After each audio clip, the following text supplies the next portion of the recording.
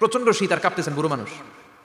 প্রতিমধ্যে দেখলেন বাজার একজন খাব্বাজ, শাবুন খাব্বাজ, যুবক রুটি বিক্রেতা।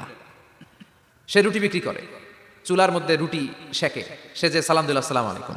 যুবক বলে, ওয়ালাইকুম আসসালাম।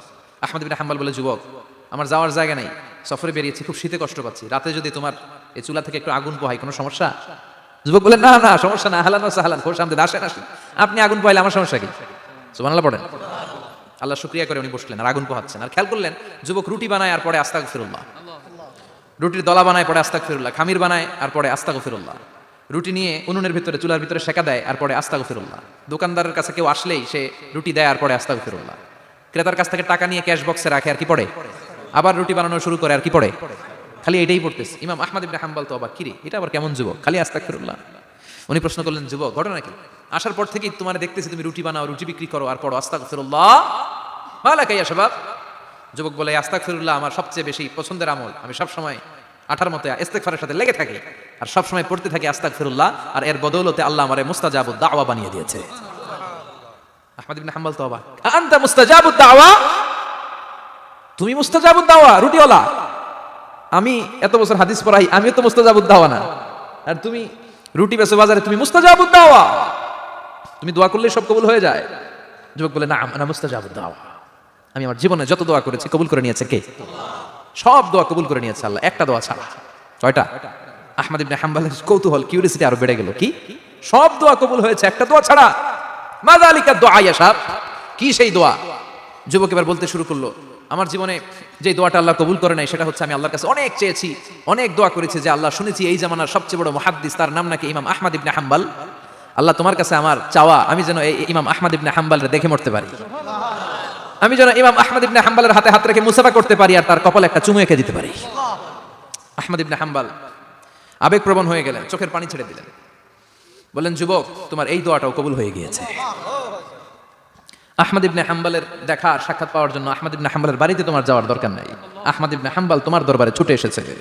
আনা আহমদ ইবনে হাম্বল মুহাদ্দিসুদ দাহর, আমি নিজেই আহমদ ইবনে হাম্বল। যুবক চোখের পানি ছেড়ে দেয়, আহমদ ইবনে হাম্বল চোখের পানি ছেড়ে দেয়। যুবক চিৎকার মেরে ইমাম আহমদ ইবনে হাম্বলকে জড়িয়ে ধরে, হাতে হাত রেখে মুসাফা করে, কপালের মধ্যে চুমু খায় আর আল্লাহর শুকরিয়া করে বলে, ও ইমাম, আসলে এই দোয়াটাও আল্লাহ আজকে কবুল করে নিল। বিশ্বাস হয়? সবসময় ইস্তেগফার করলে আপনার দোয়াগুলোর এইভাবে কবুল করে নিবে কে? এই পাঁচটা জিনিস পাবেন সবসময় যদি ইস্তেগফারের সাথে লেগে থাকেন। রাজি আছেন তো? এজন্য বিশ্বনবী সব সময় নামাজে সালাম ফেরানোর পরে পড়তেন আস্তাগফিরুল্লাহ। কি পড়তেন? তিনবার পড়তেন আস্তাগফিরুল্লাহ, আস্তাগফিরুল্লাহ, আস্তাগফিরুল্লাহ পড়তে। রাজি আছেন? ইস্তেগফারের অনেকগুলো আলফাজ আছে, সবচেয়ে ছোট ইস্তেগফার হচ্ছে এটা, আস্তাগফিরুল্লাহ, আস্তাগফিরুল্লাহ। আরো আছে আস্তাগফিরুল্লাহ আল্লাযী লা ইলাহা ইল্লা হুয়াল হাইয়ুল কাইয়্যুম ওয়া আতুবু ইলাইহি। বিশ্বনবী বলেন, এই ইস্তেগফারটা যদি কেউ পড়ে, আত-তাওয়াল্লি মিন ইয়াউমিজ যাহাফ, যুদ্ধের ময়দান থেকে পালিয়ে আসা কবিরা গুনাহ। কি গুনাহ? কাফেরদের সাথে যুদ্ধ, আমি তাগড়া যুবক, তলোয়ার নিয়ে নেমেছি, আমার দেহের এক ফোঁটা রক্ত থাকা পর্যন্ত আমি যুদ্ধ চালিয়ে যাব, আমি ফিরে আসতে পারবো না, আইনটা কার? ফিরে আসলে কবিরা গুনাহ। বিশ্বনবী বলেন, যুদ্ধের ময়দান থেকে ফিরে এসেছে এরকম কবিরা গুনাহ অবলম্বনকারীও যদি আস্তাগফিরুল্লাহ আল্লাযী লা ইলাহা ইল্লা হুয়াল হাইয়ুল কাইয়্যুম ওয়া আতুবু ইলাইহি পড়ে, ওই কবিরা গুনাহকারীকেও ক্ষমা করে দিবে কে? পড়তে রাজি আছেন তো? আবার সাইয়েদনা আবু বকর বললেন, ইয়া রাসূলুল্লাহ আল্লিমনি দুআআন আদউ বিহি ফি সালাতি, এমন দোয়া আপনি আমারে শিক্ষা দেন যেই দোয়াটা আমি নামাজে পড়তে পারি। বিশ্বনবী বললেন, পড়ো আল্লাহুম্মা ইন্নী যালামতু নাফসি যুলমান কাসীরান ওয়া লা ইয়াগফিরুয যুনুবা ইল্লা আনতা ফাগফিরলি মাগফিরাতাম মিন ইনদিক ইন্নাকা আনতাল গফুরুর রহিম। সুবহানাল্লাহ পড়েন। এটাও ইস্তেগফার।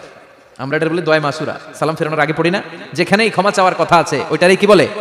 ইস্তেগফার। আল্লাহুম্মা ইন্নী যালামতু নাফসি, আল্লাহ জুলুম করেছি, যুলমান কাসীরা, অনেক জুলুম, ওয়ালা ইয়াগফিরুয যুনুবা ইল্লা আনতা, তুমি ছাড়া এই গুনাহ ক্ষমা করার তো কেউ নাই, ফাগফিরলি মাগফিরাতাম মিন ইনদিক, তোমার দয়ায় আমারে ক্ষমা করে দাও, ইন্নাকা আনতাল গফুরুর রহিম, তুমি হলা ক্ষমাশীল। ঠিক কি না?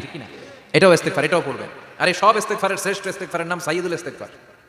যত ইস্তেগফার হতে পারে এর মধ্যে সবচেয়ে শ্রেষ্ঠতম ইস্তেগফার নাম কি? কথা কন।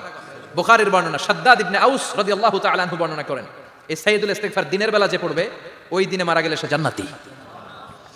এই সাইয়্যিদুল ইস্তেগফার রাতের বেলা যে পড়বে, ওই রাতে যদি ইন্তেকাল হয়, ওই লোকটা জান্নাতি। মুখস্থ আছে না? কার কার মুখস্থ? হাত তুলেন। মাশাআল্লাহ, তাবারাকাল্লাহ, মাশাআল্লাহ, মাশাআল্লাহ। আর যাদের নাই তাদের হোমওয়ার্ক, তাদের আল্লাহুম্মা আনতা রাব্বি লা ইলাহা ইল্লা আনতা খালাকতানি ওয়া আনা আবদুক ওয়া আনা আলা আহদিকা ওয়া ওয়া'দিকা মাসতাতa'তু আউযু বিকা মিন শাররি মা সানা'তু আবুউ লাকা বিনি'মাতিকা আলাইয়া ওয়া আবুউ লাকা বিযামবি ফাগফির লি ফাইন্নাহু লা ইয়াগফিরুদ যুনুবা ইল্লা আনতা। সুবহানাল্লাহ পড়েন। আজকে রাতে পড়ছেন, মারা গেলে জান্নাতি। চিল্লায় পড়েন আল্লাহু আকবার। এজন্য বিশ্বনবী বলেন, আমার আগের গুনাহ মাফ, পরের গুনাহ মাফ, তারপরেও প্রতিদিন আমি 70 বার তওবা ইস্তেগফার পড়ি। আজকে থেকে পড়তে রাজি আছেন তো? বেশি বেশি ইস্তেগফার পড়া যাবে না? একটু প্রাণ খুলে দিল খুলে আওয়াজ করে পড়েন তো আস্তাগফিরুল্লাহ। আর জোরে পড়েন আস্তাগফিরুল্লাহ। আবার সবাই পড়েন আস্তাগফিরুল্লাহ।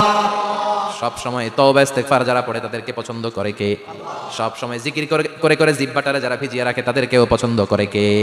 আল্লাহ বলেন, ওয়াজকুর রাব্বাকা ফি নাফসিকা তাদাররুআন ওয়া খীফাতান ওয়া দুনাল জাহরি মিনাল কওলি বিল গুদুবি ওয়াল আসাল ওয়া লা তাকুম মিনাল গাফিলিন। সুবহানাল্লাহ পড়েন।